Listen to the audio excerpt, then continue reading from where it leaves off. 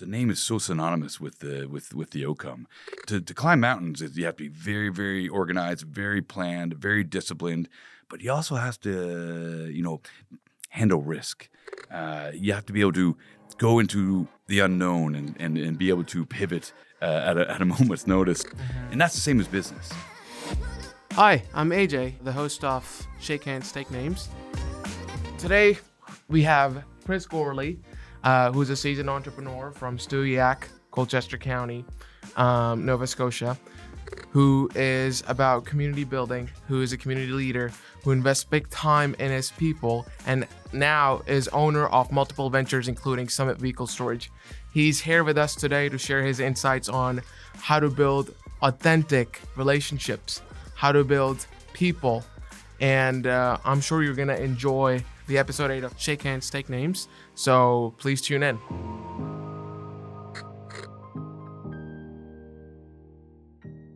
Thank you very much for coming, Chris. AJ, I'm so happy to be here. Yes. So happy to be number 8 too. That's a great number to be on your show. Yes, and I think my lucky number is 8 because I was born on November 8th, and I'm seeing a lot of patterns about number 8. AJ is one of my favorite numbers too, so that's amazing. It was one of my numbers in my hockey when I was youth. So yeah, I wanted to know everything about Summit. I know it personally, but you would be the most seasoned person to give us a quick rundown of what Summit has as a back-end story. A couple good segues there into why you're doing the podcast as well. Like the name Summit comes from I do mountaineering, so I've climbed 5 of the highest mountains in 5 continents. The goal is to climb the highest in 7. But really, the name Summit, the single word, is like Virgin Galactic, Virgin Radio, Virgin Railways with Richard Branson.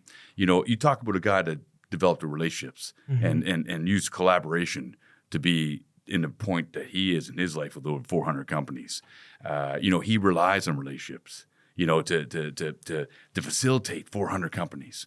So I really used that to, reading his books, his autobiographies, and I wanted to name Summit to be able to say Summit Storage, Summit Airport Parking. We have a vineyard as well, and it was, it's going to be the vineyard at Summit, but we pivoted to a different name. Summit Rental Cars, to be very synonymous and build a brand. So, that harkens back to Richard Branson and again to relationship building. It goes back a long time. My family came here. I'm the 4th generation business owner on the family property. So, really standing on the shoulders of the generations before us. Very, very, very happy that we've been able to, find our own way in this 4th generation step. We pivoted away from the farming background, in one tangent, by maintained the core of the farming business there as well in behind the scenes. So really where we are is based on where we have been. Really setting up the future for the next generation, which I believe will happen for the 5th generation. And to me, that's success right there. Yeah, but why Summit? You kind of chimed in a bit about your interest in mountaineering. Yeah. Why Summit? The name is so synonymous with the outcome. To climb mountains, you have to be very, very organized, very planned, very disciplined, but you also have to, handle risk. You have to be able to go into the unknown and be able to pivot at a moment's notice. So you can mitigate as much risk as you can, but you can't mitigate it all. And that's the same as business. With mountaineering, it really is a long, arduous struggle, one foot in front of the other. You have to just have that willpower to keep on going. And again, very synonymous to business. So I find the name really resonates with the culture. Plan big, plan as much as you can, take away as much of the risk, but, go do it anyways. And in mountaineering has a lot to do with success, has a lot to do with things you can't control. Weather, gear malfunctions, timing, and same as business. I mean, you could have the best plan, and then a war could happen, or a COVID could happen, or you name the event that could just derail the best intentions. Yeah. Wow. Yeah. There's a science behind it. Yeah, and again, that's what we're here to talk about too, Yes. is culture and relationship building, Absolutely, right? So absolutely. this name, resonates with the team and staff. Mm-hmm. And I don't say staff; I want to say take that out of there if I can. I Mm-hmm. use the word team as much as I can. So once they understand why we're called Summit, then it helps the vision to take shape. Mm-hmm. And the fact that big dreams can be accomplished. To have a goal of climbing the highest mountain in every continent is ambitious in some people's eyes, but not if you just do one at a time. Mm-hmm. All of a sudden you get 2 out of 7 done. Then there's Mm-hmm. 3 out of 7 done. Same as business. There's so many steps to make it successful. You just got to take that step Mm-hmm. and just start, man. Yeah. And how big has Summit gotten in the last few years? I love talking about it. Yeah. Can you please give us? Yeah, would love to. Yeah. Very open about it because we share, we do profit sharing with our team members as well. So the numbers are all there. So, I'm happy to say over 13 years, our consecutive compound annual growth rate is 43.9%. Wow. Average over 13 years, 42.9%. Wow. It's extraordinary. Mm-hmm. Our revenue gain in that same time is over 7,000%. Mm-hmm. So, in our next 2-year projections, we're going to maintain over 40% growth. And then, of course, we have other long-term plans to continue that growth pattern. But, it is literally 13 years of the right decisions. Now, it gives you lots of confidence in your future decisions. And we have to be very aware that what got us here won't get us to the next stage.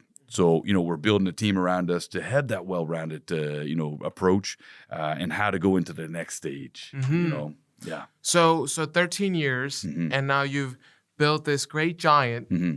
And would it be safe to say that you were not able to build it by yourself? It was the people around you, including yourself, that were able to help you build this and bring this vision to life. I'd love to talk about that more because basically, same as the beginning, we're based on the 3 generations before us, and so, 13 years ago, it was just me. And then in a couple of years, we hired another guy. He's still with us. And then we just kept adding on to the team. We're at 20 now. But all along the way, these people had an influence. That's right. But it's going to have even more effect in the next stage, the collaboration, the relationships. Basically we can get to this point by grit, by determination, by not giving up, by the owner's ability. That won't happen in the next phase. It'll have to really be a collaboration and partnerships and relationships that get us to continue on our growth. So how do you build relationships where you can hire a guy 13 years ago who's still with the company, helping you grow and helping you get to the next stage? Yeah. How do you build those relationships? What are the foundations of those relationships? And I really think that's where we're at that pivotal moment because, when the owner's involved in day-to-day, answering the phones, on site, meeting the customers, you can build something. No problem. Absolutely. Because, you build a rapport. But as that culture gets further and further away from the source, how do you maintain that? We're looking at opportunities for airport parking in other parts of Canada, other parts in the United States. How, they spell the words differently. The cultures are totally different. How are they going to buy into our culture? Now, this is what we don't know. This is what we have to, create the program around. But right now, it's just about, that's my job now. It's culture. I do, there's a few roles I have. I have the use of capital allocation, but mainly culture. How do we hire? How do we train? How do we inspire? And so I see that being my job as we go on is I'm going to be traveling to these sites and being there and helping that culture take root, and again, that'll work for 3 or 4 more locations, but how does it work at 10? So we're already thinking about this. Yeah. So if someone were to seek your mentorship, what do you need to see in them before you start mentoring them, before you onboard them as your mentee? It's really interesting. A young person like me, a typical 16 to 22-year-old who's hungry for learning, who's hungry for advice, who's hungry for building relationships. What do they need to have in terms of becoming your mentee? It's a really great question because I had my first employee when I was 21 and had employees ever since in different companies. I've seen some come and go, right? And you tried and it didn't work out. So you kind of figure out what's the best return on invested capital, essentially. I think it's predominantly what I do. First step is read this book. I have 4 or 5 core books, and if that person takes that book and reads it and comes back and wholeheartedly, hit them or they grasped it, then we continue on.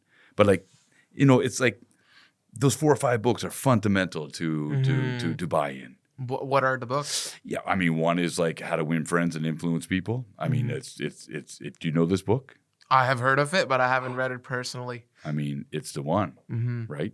What do you think is 7 Habits? 7 Habits of Highly Successful Yeah, People? great. Absolutely. Not my top 5. But that's the start of that. There, How to Think and Grow Rich, of course. It's another key one, and again, they're all relationship based. Thinking. I mean, I don't like the titles that much because these were written in the 30s and 20s, right? I mean. And the one, they deal with Firestone and Henry Ford and Edison, and they're still relevant today. But it's all about relationships. So the name says Think and Grow Rich, but it's not a blueprint how to grow rich. It's a blueprint how to make relationships. How to win friends and influence people. Sounds a little aggressive, like a little manipulative. It should say just how to build relationships. That's all it is. It's core.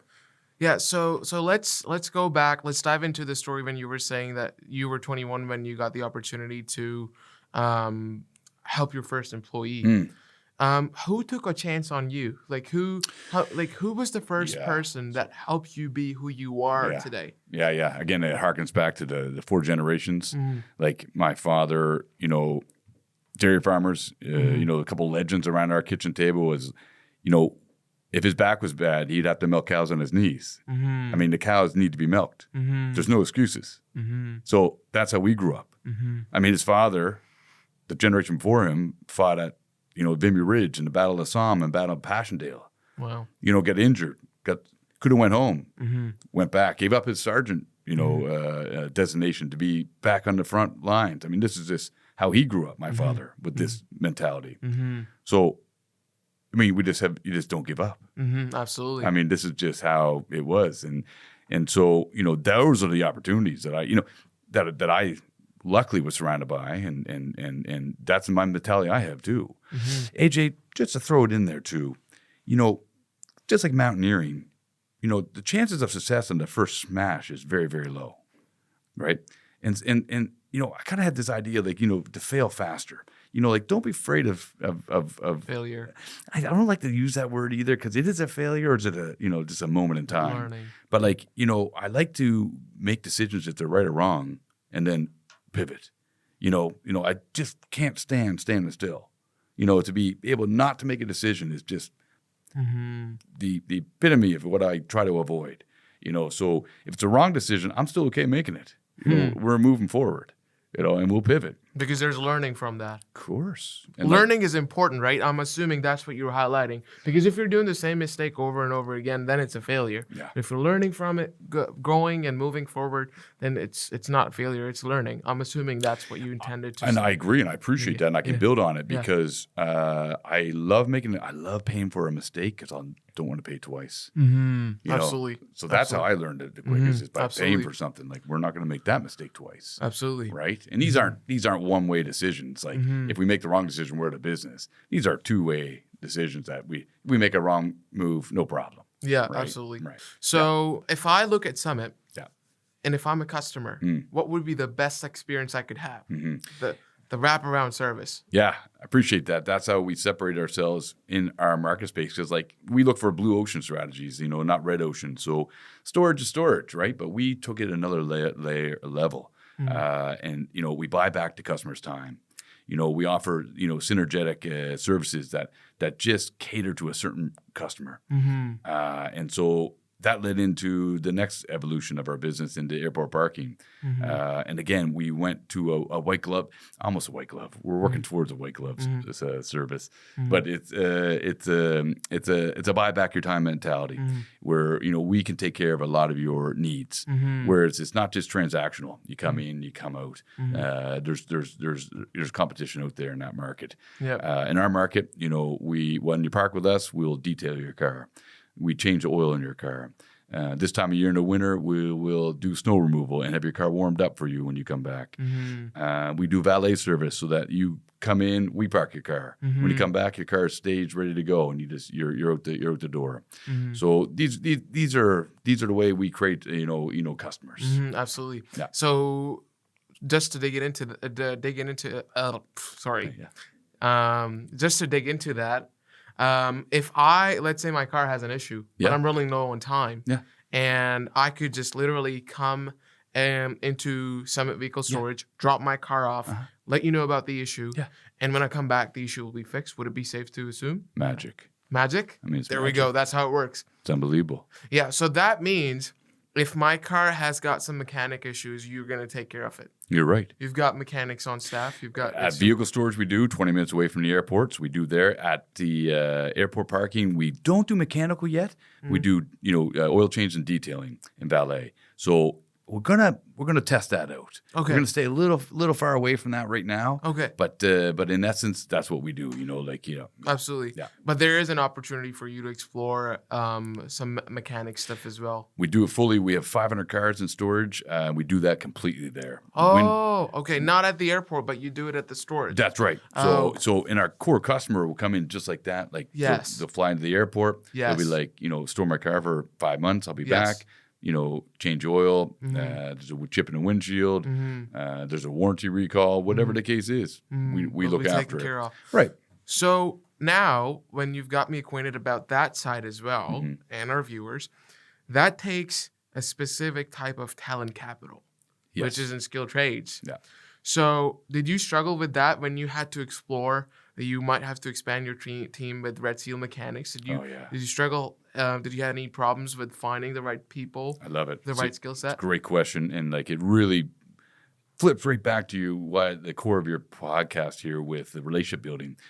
We didn't. You know what we did? We created partners. Oh, I see. We outsourced it. We who around us are mechanics, who around us are detailers, who around, and we brought those professionals in. Okay. And so, we fostered those relationships. We expanded to the airport. What do? Next door to us is car rental places that detail cars and change oil car every day, all day long. Wow. So we make a partnership with them, and they facilitate the work for us. So it's outsourced, or do you also have it on hand? It's on hand, but they facilitate the work. I see. Right. Wow. So not only you're bringing in the car, but you're also supporting other local businesses that might be involved in the same space. It's brilliant. Yeah. It's absolutely brilliant. Yeah. In my opinion, so people can have their own opinion if that's brilliant or not. It is great. It is great. Well, and the two reasons, like you say, there was, first of all, low capex. We didn't have to build the infrastructure. Absolutely. And then we didn't have to deal with the whole section of Red Seal mechanics and inventory. These are very capital intensive things at the beginning. Absolutely. Right. Yeah. And now, since we were talking about topics on relationship building and career, there are a lot of young people who watch the reels and the podcast, and specifically there are a lot of them which might want to explore skilled trades.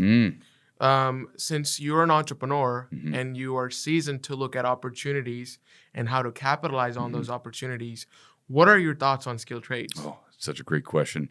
I have my own thoughts about it, actually. Yeah. I really do. I mean, I went through an era, all the community colleges were closing down, at that time for skilled trades. Before me, it was called vocational school. The generation before me, they all went. Teachers' colleges were there at the same time. When I came through, no way. They were all closed by then. And we're seeing the fallout from that now. My children are 21 and 20. Graduating university at the time, engineering and business, and all their friends, that they graduate from high school, plumbers, electricians, HVAC. So, I'm a little degree away from it, but it seems like everybody wants to be an electrician, plumber, and HVAC. So, it's in my DNA to avoid that because it seems everybody's heading that way. So, that's just who I am. Absolutely. I just think that I don't know what's coming. I think there feels to me there's going to be a wave of people, and this is contrarian to what you hear every day, everywhere. Yeah. More skill trade, more of this. We'll never run out. I have a different opinion. We are going to run out. I think it seems like everybody's jumping in on into these trades. Yeah. I think there's waiting lists everywhere to get into the training for. So to me, it seems maybe it'll be saturated in the future. Absolutely. But yeah, I think that's with every business opportunity. Once there's a lot of suppliers in the market, the demand for your product will eventually go down. Right. But I believe in 30 years, there's still an appetite for at least 30 years from now.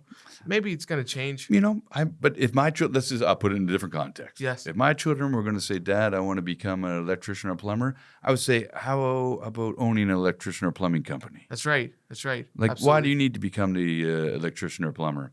I Absolutely. think, so that's how I would view it. So, Yeah. So the caveat is, in order for you to become a business owner, most of the times it works out in your benefit if you have a red seal. So if I were to become an electrician, or if I wanted to own an electrician company, it would be better for me to have my red seal. Would it? Yeah, because if I wouldn't have my red seal, then I would have to go and hire someone for $100,000 a year to be that electrician for me. But if I have it for myself, I could contract it out. I could do the contracts myself. I could be the entrepreneur. And then if you want to bring in new people into the skilled trades, you have to have your red seal. So you cannot bring an apprentice. Right. You cannot bring an apprentice on board if you don't have your red seal. Right. So not only you're able to be an entrepreneur, but you're also able to invest in the next generation at the same time. Yeah, I see exactly what you're saying. Yeah. And the to what you were talking about earlier, the vocational schools being closed and the community colleges being closed. Why do you think that was happening? What fueled that? Well, it's an era of time too. At the same time, you couldn't, the military wasn't hiring either, the Navy. So none of my core friends, did these disciplines. And so I think it was just a moment in time. It's one of those ebb and flows in the economy. Look at now. I mean, military spending. Beautiful. I mean, what a future in front of us for that. Skilled trade, really what a future in front of us for that. So it's just a moment in time. Absolutely. Right. Yeah, no, the projected median wage of a red seal person is about $108,000 by 2030.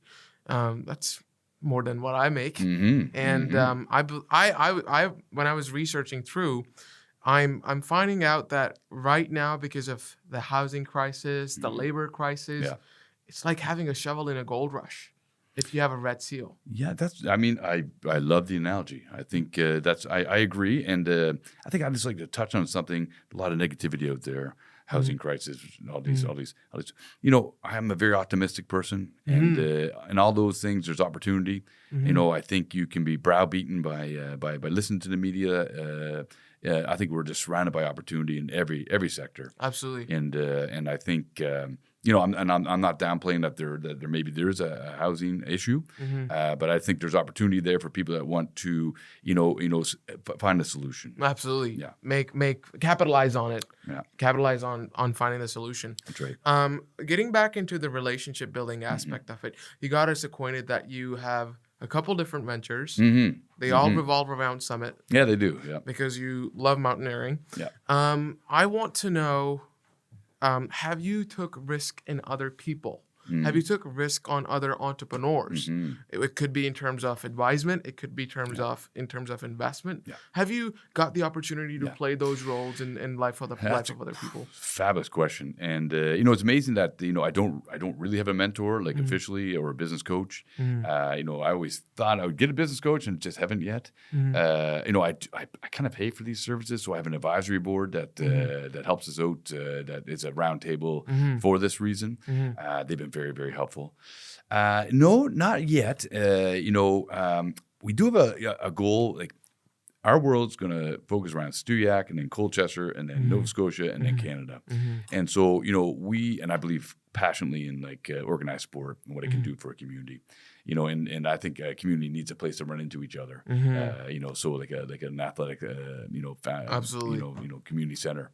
So, that's what we hope to do is invest in something like this. To say that have I invested in the youth yet?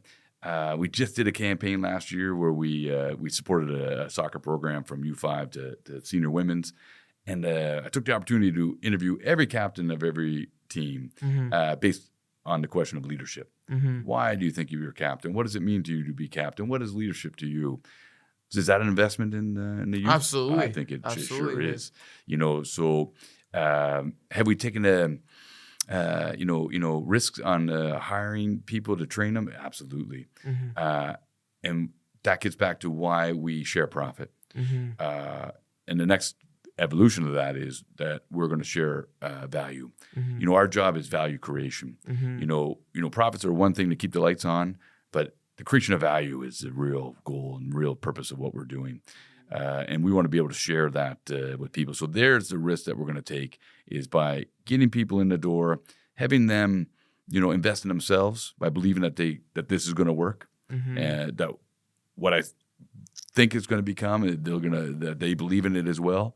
So both of us have to invest, and I think this is a great relationship. Absolutely. Yeah. And in a way, now if one of the viewers got so motivated after our exchange and they decide to find out your contact info and they decide to poach you and hunt you for your words of wisdom, what would be something that you want them to have before they knock on your door?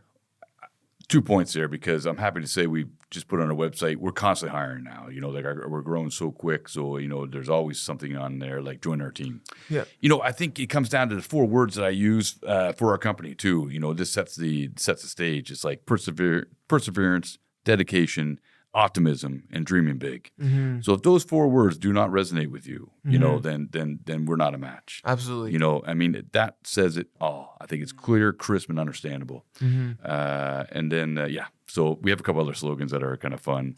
Yeah, and that question was not necessarily in terms of looking for employment opportunities. It could be a young entrepreneur struggling with basic, simple problems. Definitely. Because the previous guests, Chase and Bill, the 2 kids I was talking about. Sorry, I didn't mean to say kids. Youth. The youth. Yeah. And they know it. They know it a lot better than I do about entrepreneurship. Yeah. But if there's someone like that who may not be necessarily looking for employment opportunities, but your words of wisdom and your business advisement. This is great.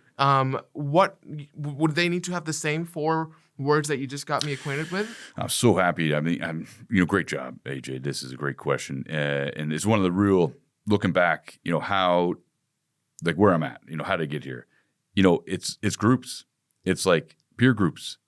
It's like Family Business Association peer group. It's like entrepreneur associations. It's like Chamber of Commerce groups. I know in the TC-PEP in Truro, they do morning breakfast get-togethers. I think these are invaluable resources. You just need to be surrounded by people that are speaking the same language. Absolutely. And you have to just challenge your concepts. So how do you do that? You talk. You have to let your goals be known. Absolutely. If you don't say your goals out loud, there's no way. Well, there's less chance it's going to happen, right?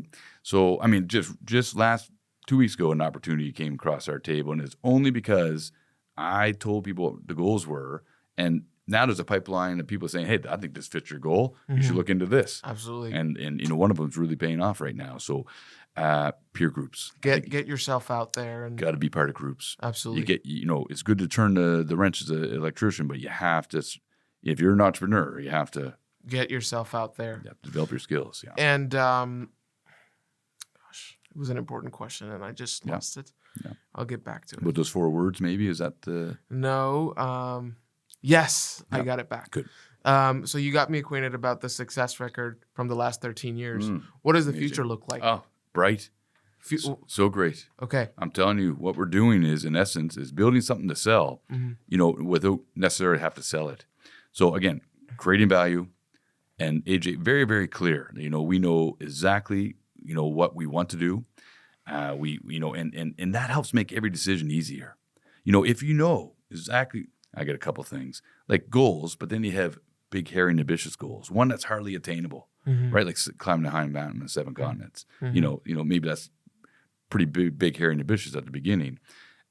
So we know what we want, and so our decisions are made easier. And it's almost like having your moral guidelines. If it challenges your morals, you don't do it. And if it challenges your goals, you don't do it either. So it really brings people underneath one umbrella.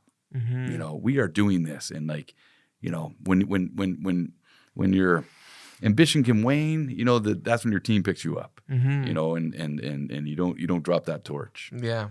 So really happy with the future. Really excited about the next 5 years. Would it be safe to say that we'll be seeing more summit signs absolutely. up in Alberta or in other provinces? Or we're in Alberta right now, looking at an opportunity, and then after that, I believe it's in the States that we're going to be focusing our attention on. So yeah, I think it'll be in the United States. Yeah. Lots of viewers are going to have mixed opinions on that. It's true. Yes. Yeah, that's funny. I actually didn't really consider that. But it's just a market size. No, it's a good sign because we don't have a lot of Canadian businesses bringing US dollars into Canada to our economy. So I think it's not a bad sign that a Stewiacke, a Nova Scotian-based business, is expanding so well that now it's going to US, and we'll be bringing. It's sort of an investment attraction deal. We're bringing their dollars into our economy. And again, it gets back to Stewiacke, Colchester, Nova Scotia, Canada. Yeah. The head office is going to be here. So whatever we do out there, the taxes are paid here. Absolutely. Our C-suite of executives are here. This is where they pay their taxes.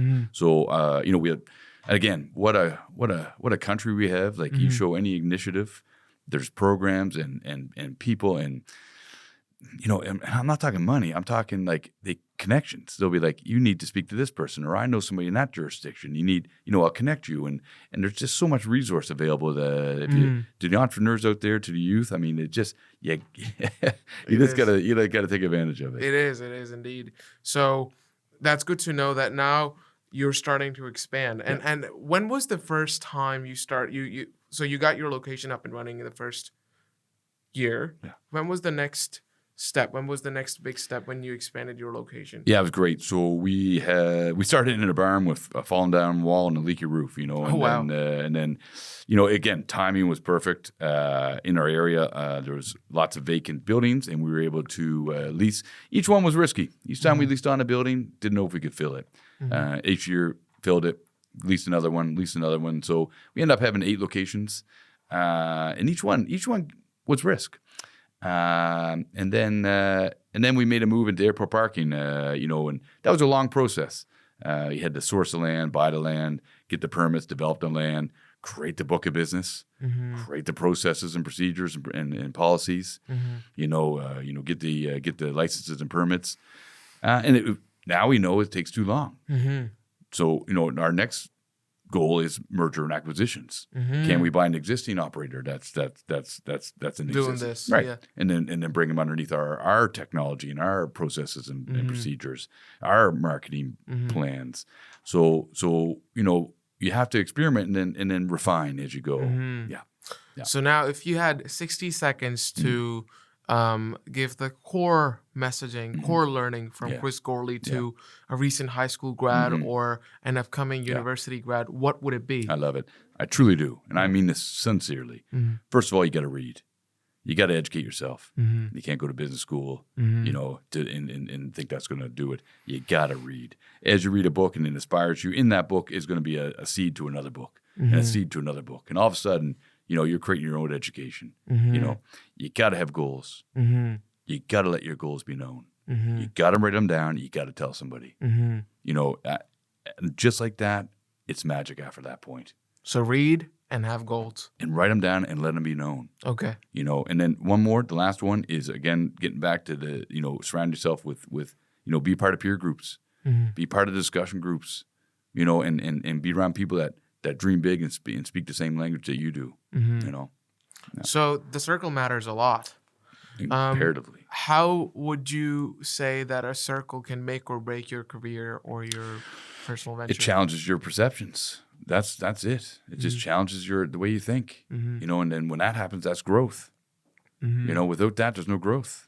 So that's it right there in a nutshell. It makes you think. So then I would also like to get your comment, which we might cut out. Yeah. On our productivity rate, because Nova Scotia has the lowest productivity rate, and then you mentioned that the people that you surround yourself with make or break your perceptions. Yep. Why do you think we have such a low productivity rate out of all the provinces and states in North America? Again, AJ, just a great question, and one that really resonates with me deeply. The fact that now we're 59th to the 60, we were 60th in GDP per capita. To be last. I mean, I don't like to be last. It's unacceptable to me. It really burns me that we are. I'm very, very happy that we have the people in the places that they are right now to address this. I think Tim Hughes is doing a great job. I think it's one of his mandates to take the no out of Nova Scotia. You know, I know there's controversy with, you know, some of his policies for mining and fracking and other whatever else, the offshore wind, you know, but we have to at least evaluate these opportunities.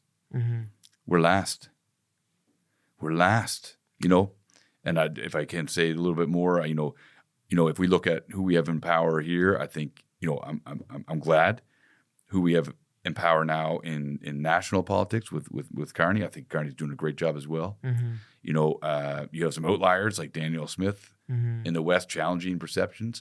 I think it's good to challenge perceptions and ask why, and come up with a clear answer. So I feel, and I mean this truthfully, I feel there is a wave of opportunity and optimism here. Yes, but going back to the question, why did it go to the extent that we're last? Why did it get that bad in the first place? Yeah, and I'm happy to say I'm stuck in the middle, right? Because my age. Yeah. You know, like when I swear to God, when we came out of high school, we had to go work the construction sites for free. This to demonstrate to them that, you know, we were capable, and we were farm kids, man. Like, but we had to go there and work for free. There, you couldn't get a job. You know, and now, I mean, my God, going to a construction site hired today. So it's just timing. So that's why I think, you know, we're just in the trough of a wave, and I think there's opportunity in front of us, and I think we're in a good spot. I think we're going to make our way up that chart, and then we can celebrate. Absolutely. Right? So, yeah, so we're last.